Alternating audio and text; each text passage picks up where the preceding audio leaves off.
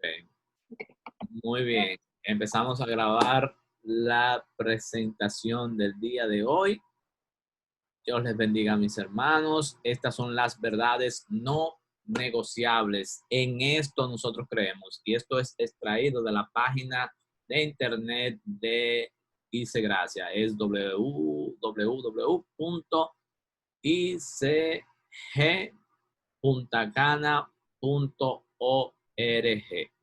De ahí sacamos estas cuatro verdades fundamentales que, claro está, salen de la Biblia y son la Trinidad, Jesucristo, la Biblia y la fe.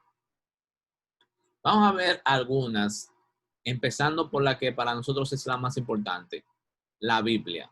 ¿Por qué la Biblia es la más importante? Bueno, porque nosotros decimos que la palabra de Dios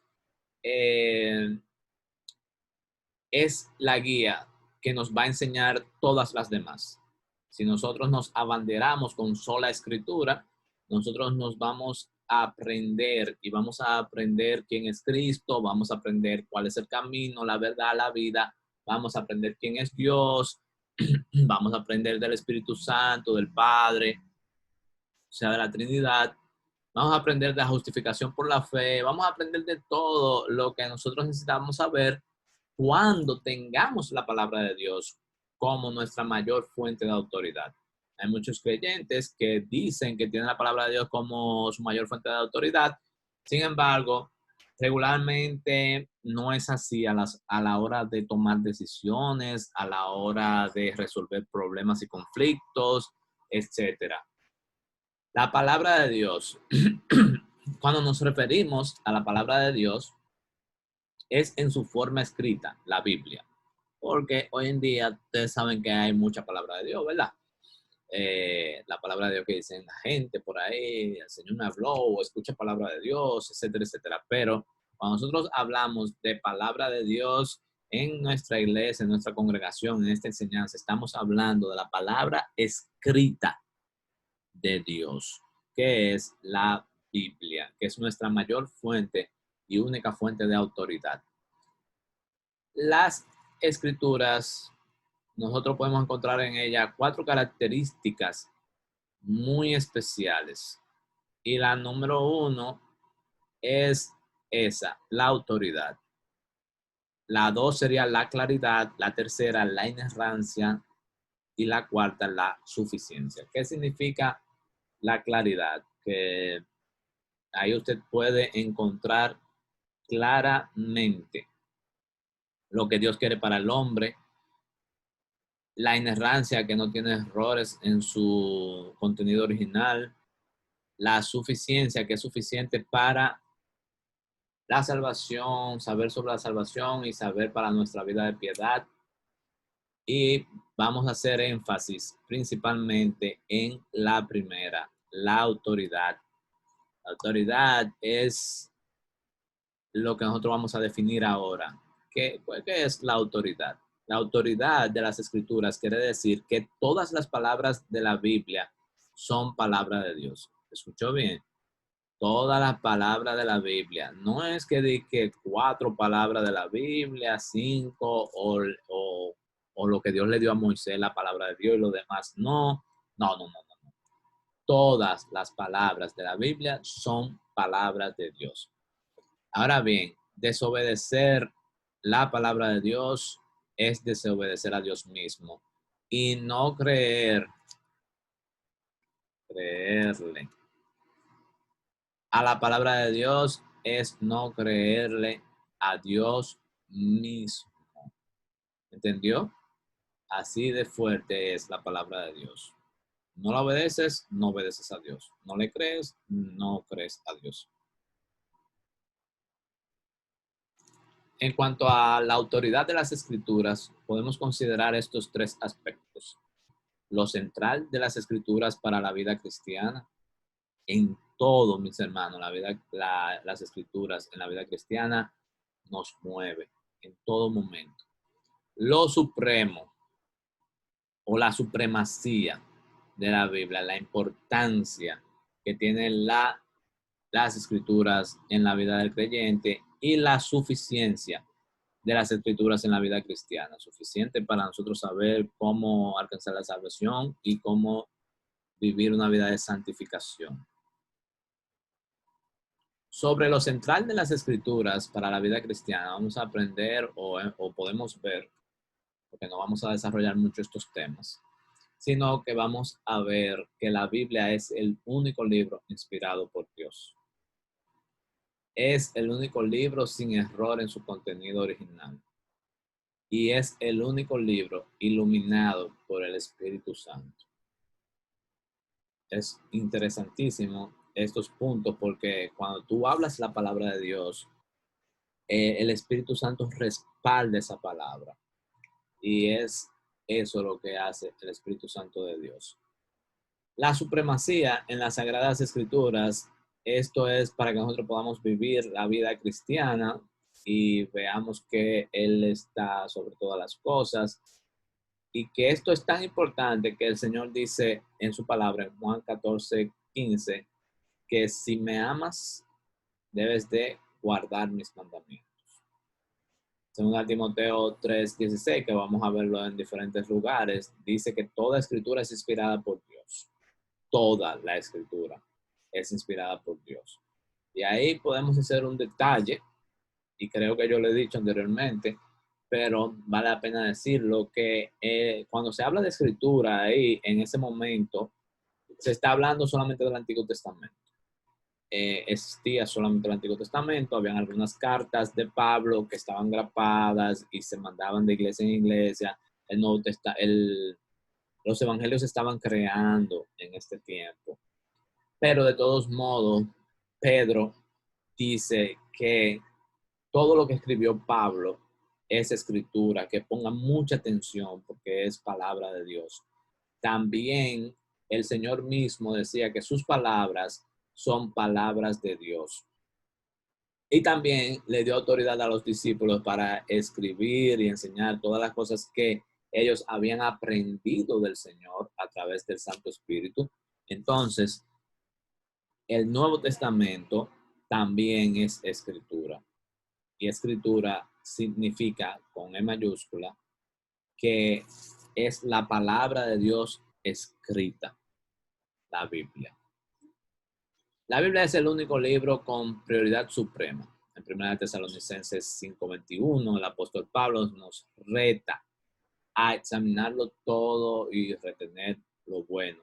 Cada cosa que creemos y cada cosa que hacemos debe de ser examinada por lo que es enseñado en la Biblia. Y esta es la parte práctica. Esta es la parte práctica. Mis pensamientos, mis deseos, mis emociones, mis decisiones, todo lo que creemos y hacemos debe estar examinado por las escrituras. Desde la niñez, dice el versículo que hemos leído, el 16, este era el 15, el anterior, ¿verdad? Sí. Y el 16 dice, desde la niñez has sabido las sagradas escrituras, las cuales pueden hacerte ¿qué? Exacto. Sabios para la salvación. Muy bien. Entonces, ¿qué vemos en esto? En ese versículo 16. En el versículo 16 vemos que las sagradas escrituras te enseñan a cómo ser salvo.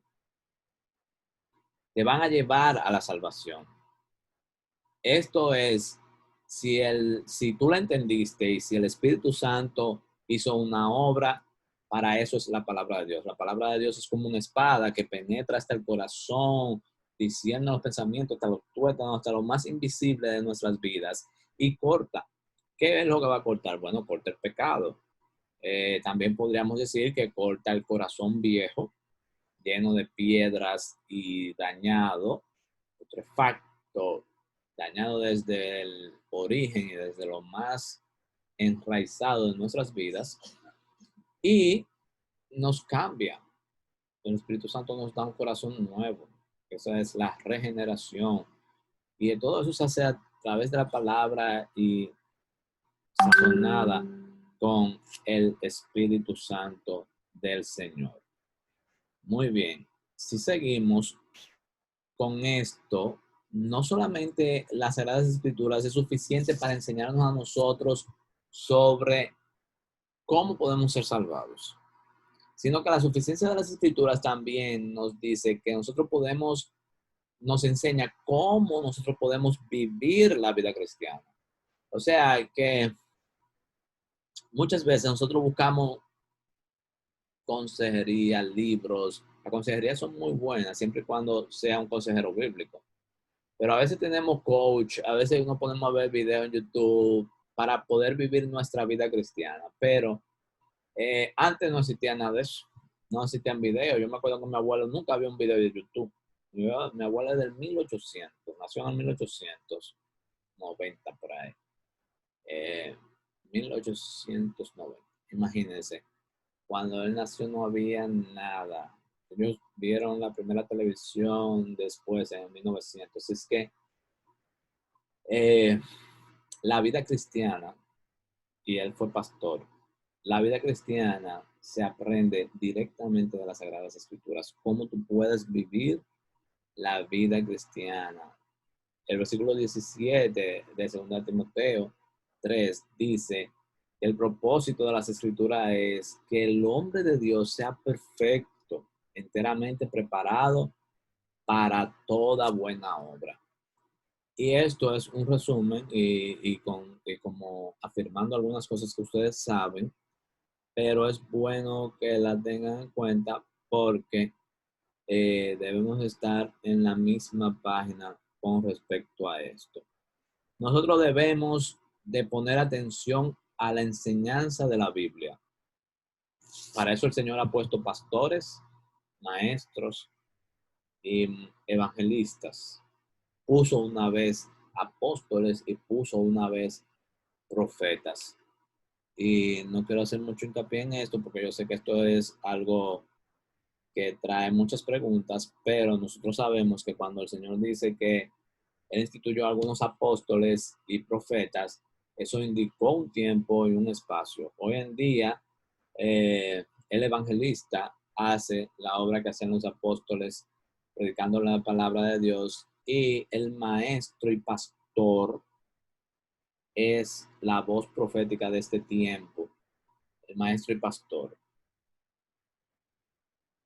El maestro y pastor es la voz profética de este tiempo. No es que él es un profeta, sino es que él interpreta con exégesis y el mismo Espíritu Santo de Dios, interpreta las Sagradas Escrituras de manera correcta y saludable para darla a los demás. De hecho, los profetas del Antiguo Testamento y muchos profetas que se levantaron en el Nuevo Testamento también sobre lo que hacían, enseñar la palabra de Dios. Lo que pasa es que en algún momento el Señor lo usó, y eso es menos de un 50%, los usó para predecir cosas, pero no siempre, sino que ellos eran encargados de dar la palabra de Dios, de enseñar, de instruir, de corregir, de redarguir.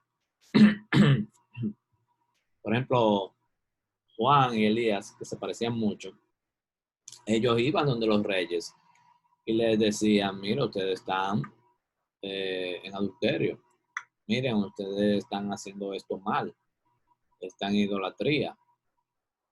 ¿Por qué? Porque la Biblia dice tal y tal y tal cosa. ¿Entiendes? Ahí no tiene que ver nada con que el Señor me dijo o predijo que tú vas a estar en idolatría. No, no, no, nada de eso. Sino que las cosas que estaban pasando la corregían con la palabra de Dios. Pero hoy en día Dios ha asignado a maestros y a pastores para que hagan esa labor. Y así nosotros lo hemos aprendido porque eso fue lo que Pablo hizo al final de su ministerio y a la altura de cuando Pablo ya estaba organizando las iglesias, le dijo a Timoteo que buscara ancianos, líderes, pastores que dirigieran la iglesia. Él no le dijo, mira, tú vas a ser el próximo apóstol. Él le dijo al revés. Él le dijo, haz obra de evangelista. Entonces, él apoyó el evangelismo, apoyó el pastorado. Muy bien, entonces, eh, a ellos que el Señor ha puesto ahora, dice Efesios, que lo ha hecho para que las personas estén preparadas enteramente preparadas para toda buena obra. Tenemos que ser diligentes en el estudio de la Biblia. Debemos de meditar en la Biblia, ponerla en práctica y proclamarla con denuedo. Si tú crees en la palabra de Dios, que la palabra de Dios es muy importante, la proclamarás con denuedo. Además que el Espíritu Santo da denuedo a nuestras vidas, da poder, y ese poder y ese Espíritu Santo que está en ti te va a ayudar a proclamar la palabra de Dios con poder. Bien, este fue la palabra de Dios que yo considero que es muy importante, y la palabra de Dios habla también de un tema que ha sido poco entendido o muy difícil de entender porque es un gran misterio, que es la Trinidad. La palabra Trinidad no aparece de por sí en la Biblia, pero sí aparece la trilogía de Dios Padre, Dios Hijo y Dios Espíritu Santo, como la trilogía del bien, o un Dios con tres personas, y eso nos hace mucho que decir de que la iglesia en todos los tiempos ha proclamado la Trinidad. Y esto nos separa, al igual que la palabra de Dios, la enseñanza anterior. La enseñanza anterior, que era la palabra de Dios, nos separa de muchas otras religiones. Por ejemplo, de los mormones, porque los mormones tienen un libro ahí de Smith, que es yo qué. De Elena G. de White, porque ella tiene sus escritos que están fuera de la palabra de Dios, cosas que no se cumplieron, cosas que ella dice que van a ser así o son así. Nos separan de muchas otras religiones, y nos separa principalmente del islamismo, nos separa del budismo, porque ellos no llevan o no creen en la palabra de Dios, nosotros sí. La Trinidad, al igual, nos separa también de muchas otras eh, enseñanzas religiosas. Por ejemplo, hay muchas personas que son unitaristas, nos separa de los judíos, que no creen en el Hijo de Dios. Nos separa de los testigos de Jehová, que no creen en el Hijo de Dios, que son como arrianistas. No creen en el Espíritu Santo tampoco. Nos separa también de otros que están infiltrados en la iglesia. Hay algunos que están infiltrados en la iglesia que nosotros reconocemos como judíos mesiánicos. Hay muchos judíos mesiánicos que no creen en la Trinidad tampoco. O sea que, aunque usted no lo crea, hay muchas personas que creen en nuestro Dios. Hay otros que creen en Jesús solo, Jesús solamente, que Jesús en algún momento fue el Padre y que Jesús ahora es el Espíritu Santo. Entonces, esta enseñanza de la Trinidad nos separa de ese grupo de personas. Esto es la Trinidad. La Trinidad es un Dios compuesto de tres personas. ¿Son tres dioses? No, porque nosotros no creemos en la pluralidad de dioses. Nosotros tenemos un solo Dios, y que Él en sí está compuesto de tres personas. Este es un término, la Trinidad, ¿verdad?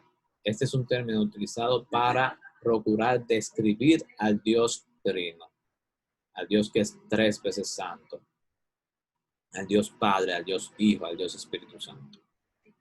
Y la realidad que hay tres personas que coexisten, y aquí vienen las palabras claves, que son coeternas, que son Dios. Las personas que dicen que, por ejemplo, que Jesús era el Padre y que ahora se convierte en Jesús y después vuelve a ser el Padre y después baja a ser el Espíritu Santo, ese tipo de personas que creen esto, no creen que son coeternos, coexistentes. Entonces, lo que en realidad nos debe deportar con respecto a la palabra Trinidad es que este concepto, este es un concepto que es utilizado por esta palabra, pero en realidad no está en las escrituras. Y ya los hemos explicado. Por ejemplo, ¿qué nosotros vemos en las escrituras sobre la palabra de Dios? Sobre la Trinidad, perdón. Miren, voy a saltar a esto, porque esta imagen, por todos los siglos, no, sí, por muchos siglos, ha, ha resumido la Trinidad. Eh, hay muchas personas que gráficamente han querido hablar sobre la Trinidad y han querido poner ejemplos. Por ejemplo, yo he oído ejemplos lindísimos sobre el sol. Por ejemplo, el sol tú lo puedes ver, el sol quema y el sol ilumina. Y son cosas diferentes del sol. Y es el mismo sol. Hay gente que hablan del huevo, de la cáscara, la yema y la clara. Hay las personas que hablan de el agua en sus tres estados, sólido, líquido y gaseoso. O sea, tú pretender imaginarte la Trinidad con cosas físicas, tú estás minimizando lo que es la Trinidad. Y no debemos de anidar ninguna de esas enseñanzas gráficas de la Trinidad, porque todas se quedan incompletas o algunas incluso llevan a malinterpretar lo que es la Trinidad y te lleva a falsas doctrinas. Por ejemplo, la misma del agua. El hielo que se convierte en agua y después se convierte en vapor, no puede ser una imagen de la Trinidad, porque cuando es vapor, al mismo tiempo debería de ser hielo y no sucede así. Esa sí pega con la falsa enseñanza de algunas personas, principalmente judíos mesiánicos, que dicen que el Padre se transformó en río y después se transformó en el Espíritu Santo. Esa sí pega con esa enseñanza, pero es una enseñanza que nosotros no creemos, no está como parte de nuestras doctrinas de la Trinidad. Pero aquí sí tenemos una gráfica que la utilizaron los reformadores y también la utilizaron al principio de los siglos, en el año 300 creo que fue que salió esta imagen. Y esta imagen tiene en el centro a Dios, para decir cómo está compuesto Dios en tres: Dios Padre, Dios Hijo y Dios Espíritu Santo. Entonces tiene unas líneas ahí para que tú te acuerdes de quién es Dios y cómo esto funciona. Por ejemplo, el Padre es Dios. Incluso Dios es el Hijo y el Hijo es Dios. Dios es el Espíritu Santo, el Espíritu Santo es Dios. Esas son las líneas del centro. Pero hay líneas que están en el borde, que forman el triángulo, y ese triángulo dice lo siguiente, así es que se lee. El Padre no es el Hijo. El Hijo no es el Espíritu Santo. El Espíritu Santo no es el Padre. ¿Por qué? Porque son personas diferentes dentro del mismo Dios. Y eso es un misterio que en este tiempo ni usted ni nosotros lo vamos a entender a su plenitud, pero así se ha revelado Dios durante los tiempos. Ahora sí, vamos a ir al detalle. ¿Qué dice la palabra de Dios acerca de la Trinidad? Dice que hay un Dios. Escucha Israel, Jehová tu Dios, Jehová uno es, y amarás al Señor tu Dios sobre todas las cosas, etc. Entonces, que la Trinidad es un número uno, que hay un solo Dios, hay un Dios. Y número dos, que la Trinidad está compuesta por tres personas. Hagamos al hombre a nuestra imagen y semejanza. Hagamos Y siempre hagamos. ¿Quién tiene poder para hacer? Bueno, la palabra que es Cristo, Dios mismo, el Espíritu Santo que se está moviendo sobre las aguas. Ahí está. Entonces, la Trinidad está compuesta por tres personas. El mismo evento que nosotros más fácil podemos recordar, que es el bautismo de Jesús. Allí nosotros vimos cómo Jesús fue bautizado, el Padre habló, este es mi hijo amado, y el Espíritu Santo descendió como si fuera una paloma.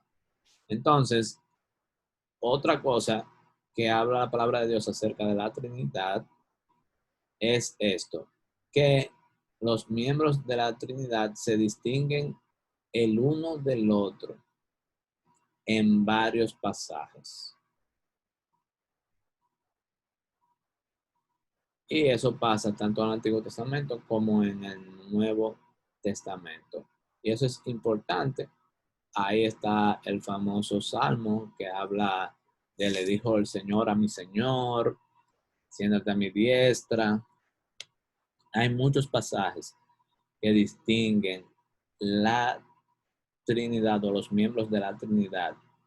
Y esos miembros de la Trinidad, cada uno es Dios. Cada miembro de la Trinidad es Dios. Y vamos acorde al resumen que nosotros pusimos al principio y que está al final. Por eso quise ponerlo al principio.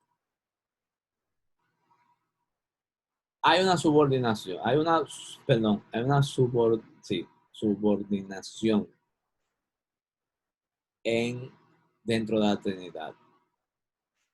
Hay un orden. Esto lo que significa es que hay un orden y hay un orden de roles. Mírenlo aquí en el 6 donde lo dice. Los miembros individuales de la Trinidad tienen diferentes tareas. Hay un orden. El Señor le gusta organizar las cosas a sí mismo. Para que funcionen debe de haber un orden. De hecho, nosotros como hombres, nosotros también distorsionamos el orden de Dios y por eso es que las cosas andan mal. Yo, por ejemplo, como hombre, debo de ser el líder, el director de mi casa, dirigir a mi familia a la fe, dirigir la familia a Cristo, santificar a mi familia, santificar a mi esposa, debo de proveerle, protegerle, amarle, cuidarle, todo eso. Y mi esposa a la vez tiene que ser mi ayuda idónea, estar sujeta, um, también respetarme y esas cosas que dice la palabra de Dios. Hay un orden en el matrimonio. El papá, la cabeza, la esposa, ayuda idónea, los hijos sometidos. Siempre hay un líder y subordinados y el líder debe de ser un líder servidor. Bueno, pues nosotros tenemos lo mismo en la Trinidad. De hecho, la Trinidad es la que empieza poniendo el ejemplo y nosotros podemos aprender allí. Y la escritura nos dice que tanto el Padre como el Hijo enviaron al Espíritu Santo de Dios. Pero el Padre a la vez envió al Hijo. Y el Hijo estaba subordinado al Padre. Y aquí están los versículos bíblicos para que quiera estudiar sobre esto. Yo le voy a mandar esta imagen al final del estudio. También, como decíamos ahorita, ellos tienen diferentes tareas, diferentes roles. El Padre, por ejemplo, eh, tiene una parte esencial en la creación y cada uno tiene parte en la salvación. Efesios 1, uno elige, el otro muere en la cruz, nos redime y el otro nos sella para salvación. El Padre eligiendo en Efesios 1 también Jesús redimiéndonos y el Espíritu Santo sellándonos para salvación. O sea que hasta, hasta ahí se puede ver lo que Dios hace en estas cosas. Yo voy a hacer una aclaración aquí. A veces nosotros nos convertimos en unitaristas sin querer porque adoramos mucho a una sola persona. Por ejemplo, nosotros podemos adorar mucho a Jesús y todo es Jesús, Jesús, Jesús, Jesús. Y el mismo Jesús nos dijo, órenle al Padre. Yo soy el camino, yo los voy a llevar al Padre, pero agárrense del Padre. Eh, y a veces nosotros decimos mucho el Padre, Abba, para aquí, Abba, para allá, pero el Padre nos manda a que trabajemos con el Espíritu Santo o nos manda a que busquemos de Cristo o que seamos como Cristo. Y entonces, lo que hay que darle y aprender a través de la palabra de Dios es ver dónde está trabajando cada persona de la Trinidad. Incluso las canciones a veces se van lejos, ven Espíritu Santo, ven, y solamente es Espíritu de Dios, y como que se polarizan. Y es bueno que si algún día usted canta una canción del Espíritu Santo, bueno, cante después la segunda, algo que mencione la redención, la salvación de Jesucristo, y otra que hable del Padre, porque nosotros creemos en un Dios trino. Tenemos que hacerlo así en nuestra práctica. Nuestra ideología nos debe de llevar a una práctica correcta de la vida cristiana. No sé si nos da tiempo aquí, faltan 15.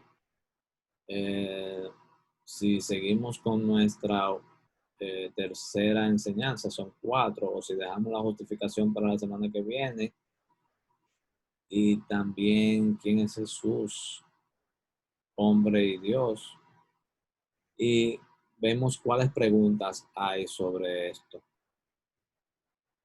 Así es que prefiero, prefiero cortar, como hablamos de la palabra de Dios y de la Trinidad. Yo voy a ver si cada uno de ustedes están de acuerdo con estas cosas que hablamos o si tienen preguntas. Lo mejor es que tengan preguntas. Lo mejor es que cada uno diga, bueno, yo oía esto, yo pensé en esto, o yo pensaba así, o yo creo esto, o me enseñaron así desde pequeñito. O sea, eso sería lo mejor. Lo mejor que nosotros habláramos, cada uno de nosotros. De ese modo, nosotros pudiéramos de alguna manera llegar a el acuerdo de las cosas que nosotros creemos y seamos como claros con estos temas y que cada uno diga dónde está. Así es que Dios les bendiga. La clase será hasta aquí y ahora vamos a pasar a un tiempo de preguntas y respuestas.